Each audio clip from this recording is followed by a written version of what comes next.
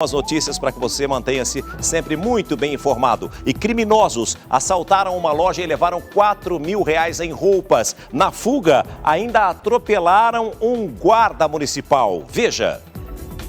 É um dia de grande movimento. Hora do almoço. A loja de roupas de surf está cheia. Clientes escolhendo camisetas, bermudas, vendedores mostrando as opções. É assim, fingindo interesse, que os dois bandidos entram e vão até o fundo da loja. Até que, de repente, o assaltante de azul tira a arma da cintura e anuncia o roubo. O outro criminoso começa a recolher as peças. Ele manda os vendedores ajudarem. Várias roupas são separadas.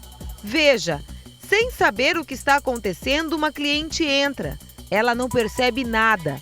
Os criminosos pegam as sacolas cheias de roupas de surf que valem R$ 4.000.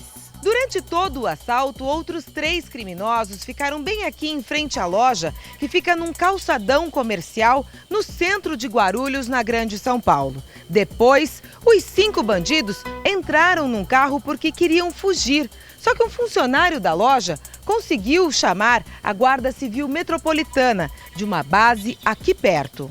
A quadrilha passou de carro pelo meio do calçadão e subiu esta rua. No sentido contrário estava o guarda Sérgio Atolino, que deu ordem para a quadrilha parar. Houve uma troca de tiros. Em seguida, os criminosos atropelaram o guarda. Ele teve uma fratura exposta e ficou caído no asfalto. A quadrilha ainda bateu em outros carros e abandonou o veículo prata. Os guardas conseguiram pegar o adolescente que estava ao volante. Ele tinha um revólver calibre 38 e as roupas de surf dentro do carro. Os outros 4 assaltantes escaparam a pé, mas 3 foram presos depois em um outro bairro. Tudo isso aconteceu com o calçadão lotado de clientes. Comerciantes fecharam as lojas e só reabriram 2 horas depois. Até agora não apareceu ninguém dos direitos humanos para prestar serviço aí, para saber se o guarda civil está passando bem, né? Não, só para saber. É o seguinte, olha, hoje nós temos muitas modalidades de assalto, né? Você sabe disso, todas as espécies. Mas uma que está pegando, tá caindo no gosto dos criminosos é esse aí que você está acompanhando. Muitas vezes o bandido entra na loja como um cliente, né? Já está armado, mas é para verificar como é que está a situação, para saber qual é o momento certo de agir, e aí ele pratica o assalto. Você imagina a pessoa que trabalha no comércio, está ali atendendo, sem saber se aquela pessoa é verdadeiramente um cliente potencial ou se trata de um bandido, de um criminoso, de um assaltante. Pelo amor de Deus. Olha, a polícia tenta identificar o homem que matou 2 suspeitos durante uma tentativa de assalto a um bar. O comerciante, para que você tenha uma ideia, apanhou tanto dos criminosos que corre o risco de perder o movimento das pernas. 2 suspeitos invadiram este bar na rua Antônio Carlos Benjamin dos Santos, no Grajaú, zona sul de São Paulo. Lá dentro estavam o dono e 2 clientes. Segundo a polícia, um dos suspeitos exigiu dinheiro. O proprietário disse que não tinha. Revoltado, o ladrão agrediu o dono, que chegou a desmaiar. Foi nesse momento que um atirador até agora não identificado agiu. Ele baleou o bandido que agredia o comerciante e o suspeito morreu no depósito do bar. E o que começou lá dentro do bar veio parar aqui nesta rua a cerca de 200 metros de distância. Segundo a polícia, um dos suspeitos foi atingido dentro do estabelecimento, mas fugiu correndo. Ele veio neste sentido e foi perseguido pelo atirador. E quando chegou bem aqui, neste cruzamento, o suspeito acabou de ser executado. Ao lado do corpo caído, a perícia encontrou uma cápsula de pistola calibre 380, a mesma encontrada no bar. Os 2 estavam sem documentos. O comerciante sofreu ferimentos na coluna durante a briga e pode perder os movimentos das pernas. 2 horas mais cedo, outras 3 pessoas também foram baleadas aqui na região do Grajaú. De acordo com a polícia, um homem até agora desconhecido discutiu com Carolina de Cássia Cunha, de 31 anos. Revoltado, ele foi para casa, voltou com um revólver e fez vários disparos. 2 tiros atingiram as costas de Carolina. Outros 2 homens que estavam próximos dela também foram baleados. Os 3 foram levados para o hospital e não correm risco de morrer. Um jovem morreu e outro ficou ferido depois que um criminoso parou o carro e começou a atirar. A polícia ainda não sabe se o crime tem ligação com os ataques que aconteceram na última quinta-feira, quando 18 pessoas foram assassinadas nas regiões de Osasco e Barueri, na Grande São Paulo. O ataque foi tão rápido que as vítimas não tiveram tempo de se proteger. Júlio César da Rocha Oliveira, de 22 anos, que trabalhava com materiais recicláveis, levou 7 tiros e morreu na hora. Já o amigo dele foi baleado de raspão e passa bem. Peguei meu carro, vim que nem doido pra cá, que meu filho não merecia isso. Isso foi uma tragédia que fizeram. De acordo com testemunhas, o catador e outros 4 amigos conversavam na rua quando um homem chegou em um carro preto e começou a atirar. Apesar do susto, 2 pessoas saíram ilesas do ataque. Por enquanto, a polícia não tem pistas do atirador. Não se sabe se o ataque tem ligação com o massacre que aconteceu na última quinta-feira, quando 18 pessoas foram assassinadas numa série de ataques nas regiões de Osasco e Barueri, ambas na Grande São Paulo. Júlio César era pai de filhos ainda crianças e a esposa está grávida do 4º filho. Quer dizer, ninguém pode mais ficar na rua? Esses trem ruins, passando assim, matando uns outros desse jeito que está fazendo, não pode continuar, né? Tem de ter justiça numa coisa dessa.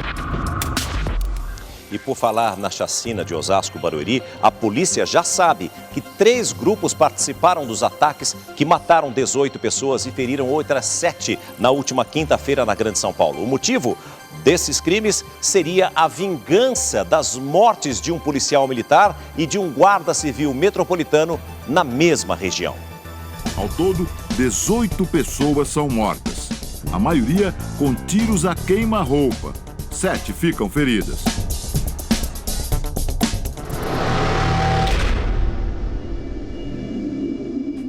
O primeiro ataque foi registrado em Osasco, na Grande São Paulo. O mapa mostra o local exato. Segundo moradores, tudo aconteceu por volta das 8h40 da noite. 10 pessoas estavam no bar. 8 foram mortas com tiros a queima-roupa. 2 ficaram feridas. Minutos depois, às 8h51 da noite, outro ataque foi registrado a poucos quilômetros do bar. Desta vez, a vítima foi um estudante. Ele voltava para casa quando foi surpreendido pelos criminosos. 8h55 da noite. No bairro vizinho, mais 2 pessoas mortas. As vítimas estavam neste bar frequentado pelos moradores da região. Quase 9h30 da noite, pouco mais de meia hora depois do início dos ataques, mais uma morte. Um rapaz de 26 anos foi morto com 4 tiros nas costas, disparados por 2 homens numa moto. Ainda em Osasco, a polícia registrou ataques em mais 4 locais diferentes. Aqui, uma pessoa foi morta e outras 3 ficaram feridas. Neste ponto, um outro rapaz de 26 anos foi a vítima dos criminosos. Nessa vila, 2 pessoas foram baleadas e socorridas pelos moradores da região. Os ataques em Osasco terminaram com a morte de um rapaz de 26 anos. A sequência de crimes prosseguiu aqui em Barueri, na mesma região de Osasco. Uma pessoa morreu nesta rua aqui, por volta de 10h30 da noite. Outras 2 em um bar, menos de 1 hora depois. O ataque no bar é considerado pela polícia o mais importante, porque pode ajudar a identificar os assassinos. Aqui, as câmeras de segurança registraram a ação dos criminosos. 2 homens foram mortos com tiros a queima-roupa.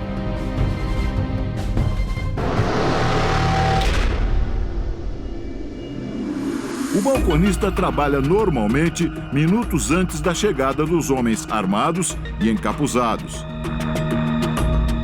Eles entram junto com uma pessoa que estava na porta do bar. Algumas pessoas se afastam e o trio atira contra o homem de boné e o de blusa vermelha. Assustadas, algumas pessoas correm para perto do balcão. Enquanto isso, os encapuzados disparam mais tiros contra as vítimas que já estão deitadas. No momento dos disparos, o balconista se joga no chão. Um dos clientes tenta correr. Outro se esconde embaixo da mesa de bilhar. Do lado de fora, o trio aparece já na calçada. Eles atiram e saem caminhando tranquilamente.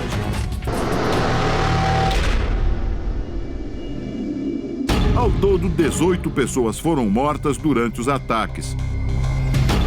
Todos eram homens, tinham entre 16 e 41 anos. Segundo a polícia, 12 dos 18 mortos não tinham antecedentes criminais. Apenas 6 vítimas tinham passagens pela polícia. São antecedentes criminais variados, desde uma vítima que tem um antecedente de tráfico de entorpecentes, outras por roubo, outras uma lesão corporal, uma Lei Maria da Penha e uma vítima receptação.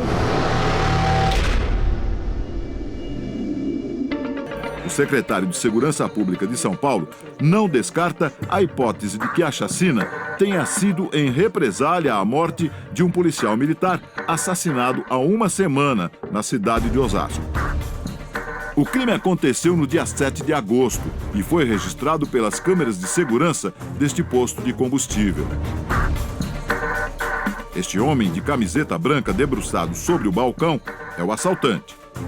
O homem de camiseta preta atrás dele é o cabo Avenilson Pereira de Oliveira, de 42 anos.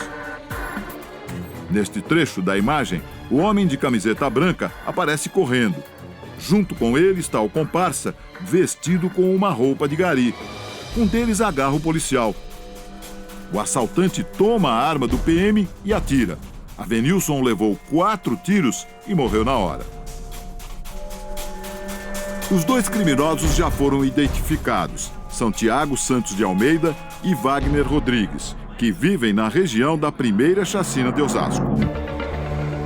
A polícia também investiga outro crime que pode ter motivado a chacina. Foi a morte do guarda municipal Jefferson Luiz Rodrigues. Na última quarta-feira, ele rendeu 2 bandidos que assaltavam uma loja de bebidas. Um dos criminosos reagiu e partiu para cima do guarda civil.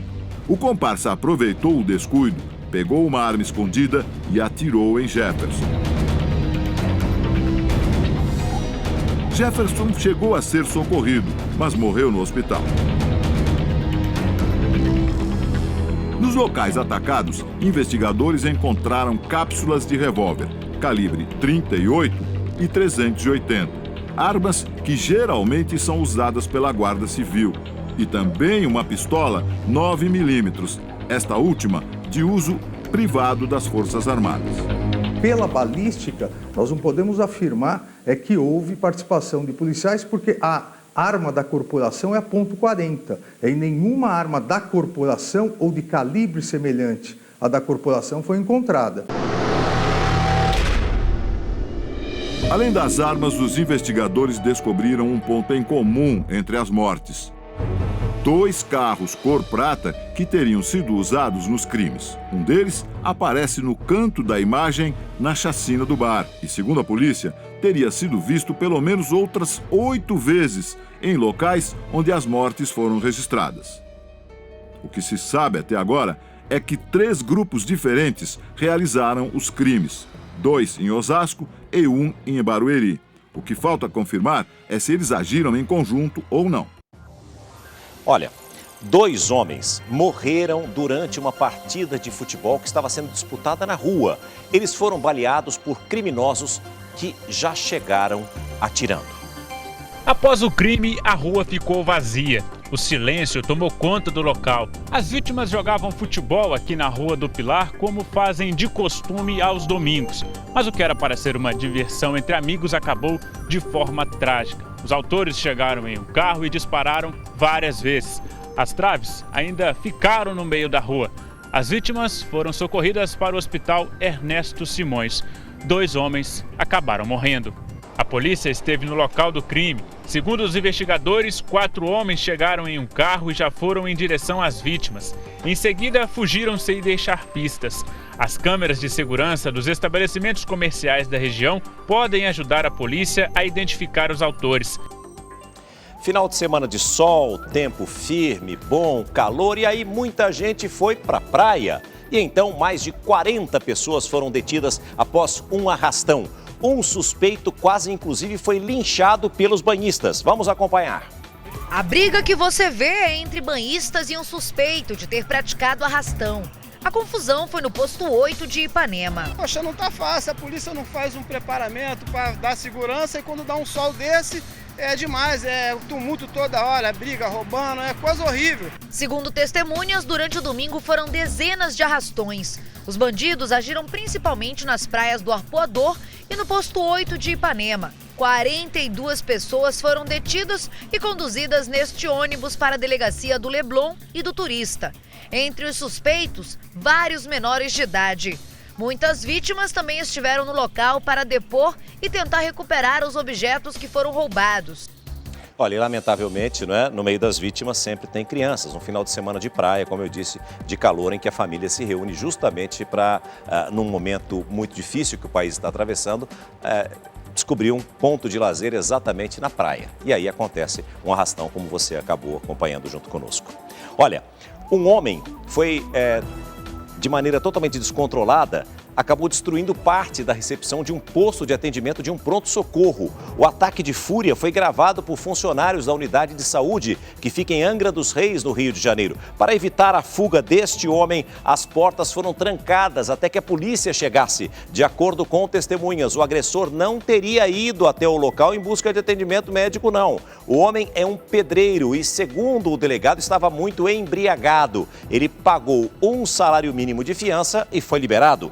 Em nota, a prefeitura lamentou o ocorrido, negou qualquer falta de atendimento e ainda disse que a equipe de manutenção foi acionada logo após o ataque para arrumar os estragos. E a população de Duque de Caxias, no Rio de Janeiro, está revoltada com a ação de policiais da região. Nesse final de semana, teve protesto e alguns moradores subiram nos carros da polícia. Veja como terminou essa confusão. Princípio de confusão aqui na rua Hilton Costa, em frente ao cemitério Nossa Senhora das Graças, em Duque de Caxias. O que aconteceu? Estão com a carrocinha do depósito para lá e para cá, recolhendo nossas motos. Você está com tudo legalizado aqui, o documento da moto e a habilitação. Um detalhe ali, as pessoas que estão nos velórios aqui no cemitério, olha, observando a confusão aqui do lado de fora, olha, e eles vão interditar o trânsito agora. Olha só, as pessoas mandando o motorista retornar e os passageiros lá dentro não compreendem nada do que está acontecendo aqui. Olha, o que aconteceu? A senhora foi atropelada? Minha filha foi do mototáxi deles, da Brejo. O polícia me jogou. Quem atropelou a senhora? Foi o policial. Mostra pra gente a perna. Essa é a mãe de um dos motoqueiros. Ela foi arrastada pela viatura da Polícia Militar. Ela que tentou conversar com os policiais e tentando entender o que estava acontecendo.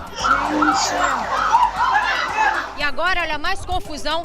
Eles obrigando o motorista a voltar. Olha, o motorista como é que fica acuado, assustado ao volante, olha. A Polícia Militar já está ali atrás. O comércio está fechando aqui na região. Olha, a indignação do brasileiro realmente é muito grande. Por falar nisso, o verde e o amarelo coloriram as ruas do nosso país neste domingo. Em mais de 200 cidades brasileiras houve protesto nas ruas. Em todas as manifestações o pedido era o mesmo: mudança e um basta à corrupção. Em São Paulo, a concentração foi na Avenida Paulista, como mostra agora a reportagem de Mariana Moreno. Em vez de carros, a bandeira do Brasil gigante cruzou a avenida mais importante de São Paulo. Um longo tapete verde e amarelo. Formado por pessoas de todas as idades, rostos, profissões. Mas um só descontentamento. Você acha que é importante estar aqui pelo quê?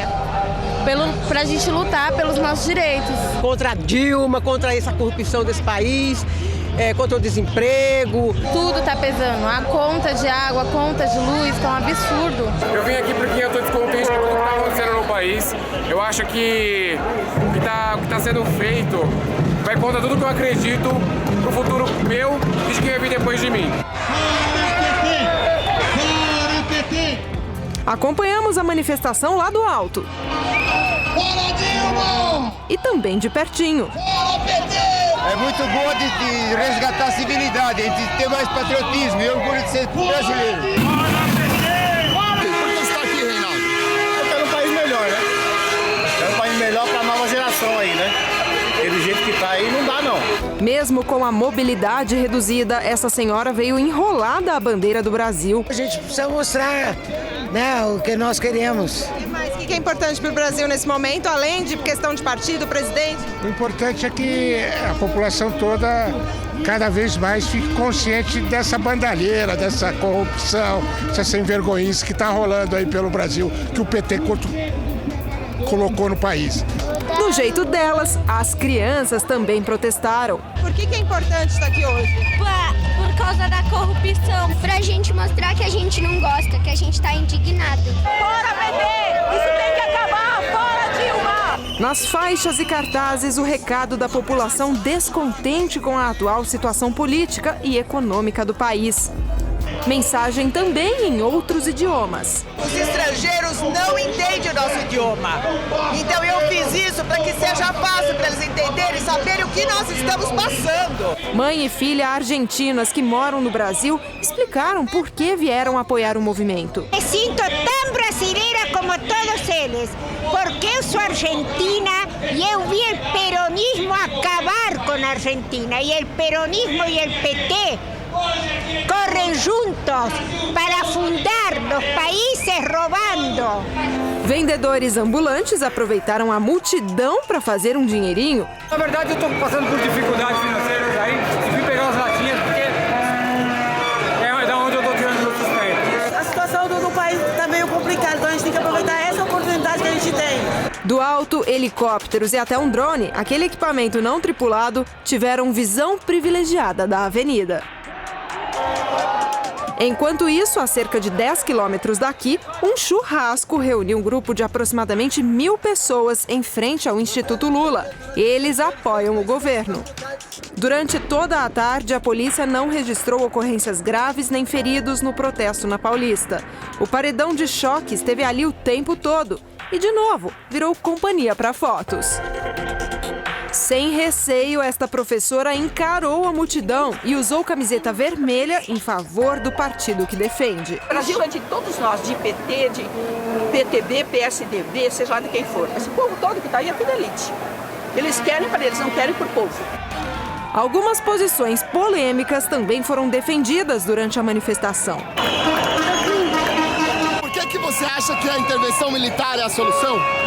Porque eu acho que todos os políticos que estão aí hoje são iguais. A gente não vai mudar nada. É um atacando o outro, mas no fundo todos fazem a mesma coisa. A gente perdeu a ordem, perdeu a vergonha. Debate de ideias, mas sem conflitos. A manifestação terminou com este encontro, não combinado, das cores do protesto. Nenhum incidente, tranquilo, passeamos, andamos, sem problemas. E é assim que deve ser, de maneira democrática e pacífica. Veja agora como foram os protestos pelo país. No Rio de Janeiro, milhares de pessoas ocuparam a orla de Copacabana. Os manifestantes caminharam 2 quilômetros com faixas e cartazes. A polícia militar montou um esquema especial de segurança. Homens do batalhão de choque da Polícia Pacificadora foram destacados para acompanhar a manifestação. Para prevenir possíveis tumultos, agentes do Serviço Reservado da Polícia Militar e investigadores de delegacias da Zona Sul do Rio se misturaram no meio dos manifestantes. O ato coincidiu com uma prova de ciclismo, que era um teste para a Olimpíada. O trajeto e horário da prova tiveram de ser alterados por causa da passeata, que durou quase 3 horas. O protesto foi pacífico. Em Belo Horizonte, o ato foi na Praça da Liberdade. O presidente do PSDB, Aécio Neves, apoiou a manifestação. Ele fez um discurso em um carro de som. Em Salvador, os protestos também ocorreram à beira-mar. A concentração foi no Farol da Barra. A maioria das pessoas vestia verde e amarelo. Em Curitiba, 70 mil pessoas se reuniram no centro da cidade. Os manifestantes carregaram uma grande bandeira verde e amarela. No Recife, 50 mil pessoas marcharam pela orla da praia de Boa Viagem, segundo os organizadores do ato. Em Porto Alegre, 30 mil pessoas participaram do ato, segundo a Brigada Militar. Em Belém, 5 mil pessoas fizeram um apitaço, com faixas e muitas bandeiras pelas ruas da capital paraense. A presidente Dilma se reuniu no Palácio da Alvorada com os ministros para avaliar o dia de protestos. A reunião com 4 ministros começou quando as manifestações já estavam no fim. Depois de quase 3 horas de conversa, a decisão tomada foi a de que ninguém falaria sobre os protestos. A expectativa agora é que algum ministro faça publicamente uma avaliação das manifestações logo depois da reunião de coordenação política que está prevista para hoje. E a polícia do Rio de Janeiro ouve a tia e a avó da criança abandonada em uma estação de ônibus. A família disse que não conhece a mulher que aparece nas imagens de câmeras de segurança e que os pais do menino continuam desaparecidos. Quem tem os detalhes é a repórter Aline Pacheco. Em depoimento, os parentes disseram que o único problema que a mãe da criança teria seria com a avó paterna. Há registros de agressões e discussões entre as duas. O pai da criança não saberia dizer nem onde a própria mãe estaria morando. O casal continua desaparecido, a casa foi encontrada toda revirada e com documentos queimados. Por decisão da Justiça, a criança foi encaminhada para uma família acolhedora e deverá ficar lá até que um estudo social da família seja concluído. Voltamos ao estúdio do Hoje em Dia. Obrigado, Aline. Portanto, é um mistério que certamente será desvendado. E a polícia investiga um acidente de trânsito que causou a morte de um bebê de apenas 4 meses na zona oeste de São Paulo. A família voltava de uma festa e uma latinha de cerveja foi encontrada no chão do carro que bateu de frente com um poste de sinalização. A cadeirinha ficou do lado de fora, enquanto os bombeiros cortavam a lataria para retirar o casal que ficou preso. Quem acompanhou o resgate se surpreendeu na hora em que tiraram um bebê debaixo da mulher que estava no banco de trás. E foi o cara que falou, o neném, o neném, o neném. Aí nós falamos, tira o neném. Aí foi que ela olhou e puxou o neném por baixo.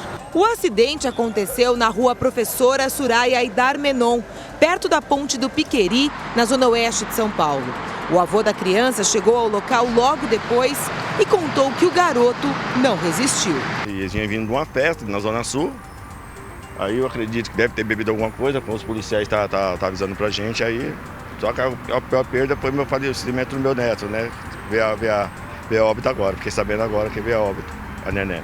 O seu netinho, ele estava na cadeirinha, como que é? Segundo os policiais, a gente não sabe, a cadeirinha tá sim, mas eu acredito que não esteja, porque uma pessoa que veio socorrer primeiro, antes do resgate chegar, tirou ela debaixo da minha filha, quer dizer, se a minha filha estava na frente, a criança estava por baixo dela, deve ter passado por baixo do banco.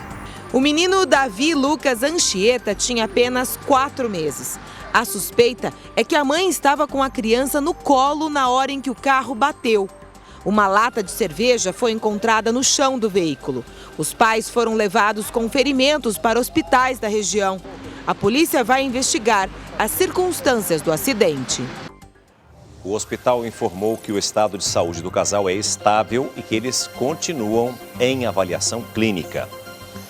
Foi preso um dos criminosos que participaram de um ataque a um policial. O suspeito confessou que iria executar o PM.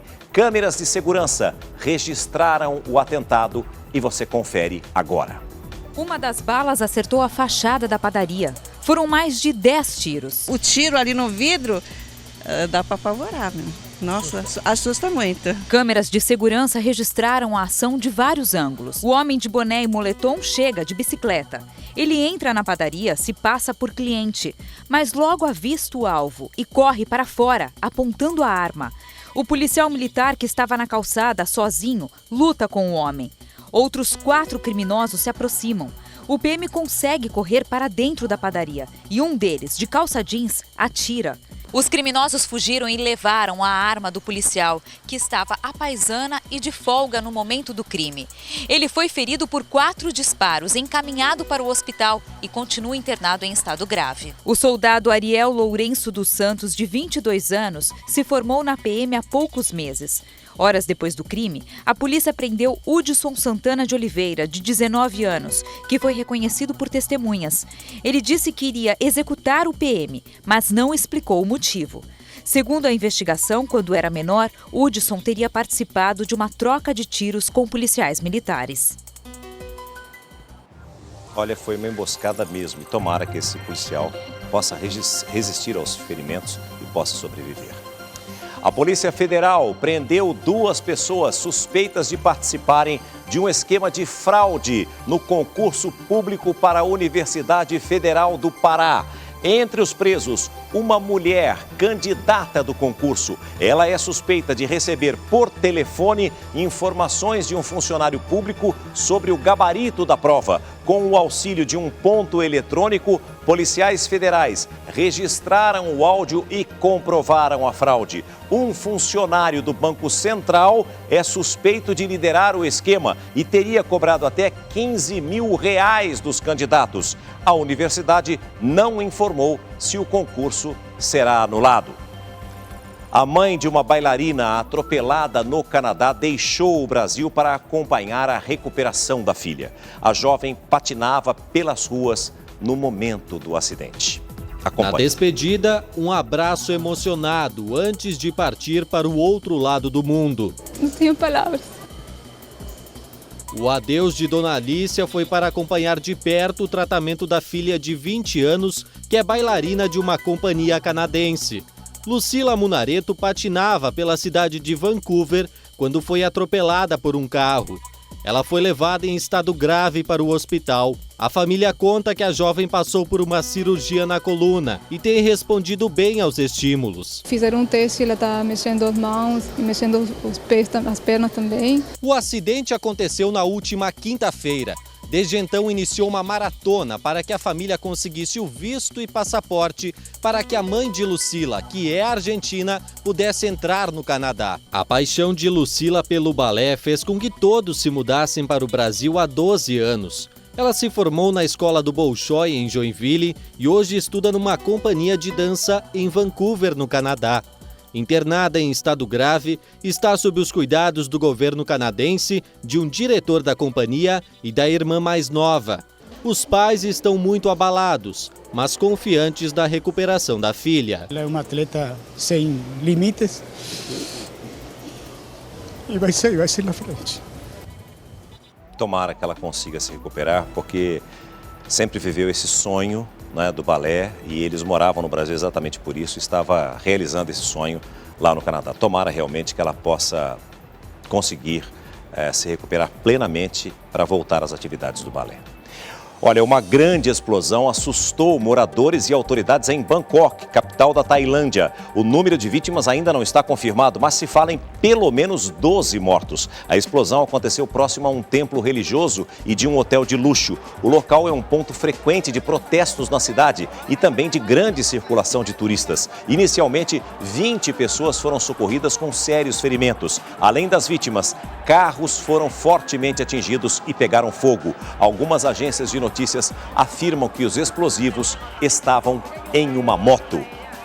E equipes de resgate localizaram os destroços do avião que caiu com mais de 54 pessoas a bordo na Indonésia. Ainda não há informações de sobreviventes. O avião fazia um voo doméstico quando caiu. A aeronave transportava também malotes de dinheiro de ajuda governamental no valor equivalente a R$1.600.000. Hoje pela manhã foram retomadas as buscas pelos corpos. As causas do acidente serão investigadas, mas as autoridades acreditam que o mau tempo pode ter provocado a queda da aeronave. E agora preste atenção nessa história. Um cantor esloveno descobriu que tinha um tumor no cérebro e que teria que fazer uma cirurgia durante a qual não poderia dormir. imagens da cirurgia foram publicadas na internet. Além de permanecer acordado, o paciente, que é tenor da Ópera Nacional Holandesa, cantou. Isso mesmo. Veja. A imagem mostra o tenor conversando com a equipe dentro do centro cirúrgico.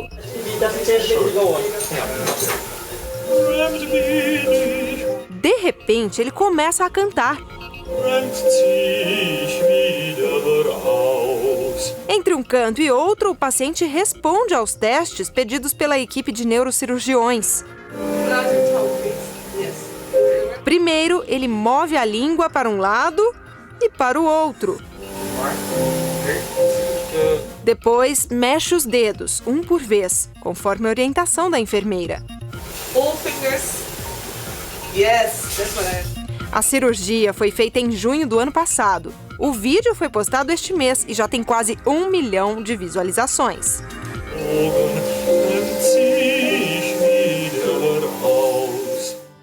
E depois dos rumores de separação da top Gisele Bündchen e do jogador Tom Brady, a modelo postou uma foto do filho Benjamin plantando uma árvore. Parece que está tudo bem com a top Gisele Bündchen. Depois dos rumores da possível traição do marido Tom Brady com a babá Christine, a modelo mostrou muita tranquilidade nas redes sociais. Na foto, o pequeno Benjamin aparece regando uma árvore. Gisele postou a imagem na sua rede social com a hashtag Mamãe Orgulhosa. Parece que o clima também está muito bom com o ator Ben Affleck e a mulher Jennifer Garner. Um paparazzo flagrou o casal num clima bem descontraído com os filhos em Orlando, nos Estados Unidos. Ben comemorava o aniversário de 43 anos.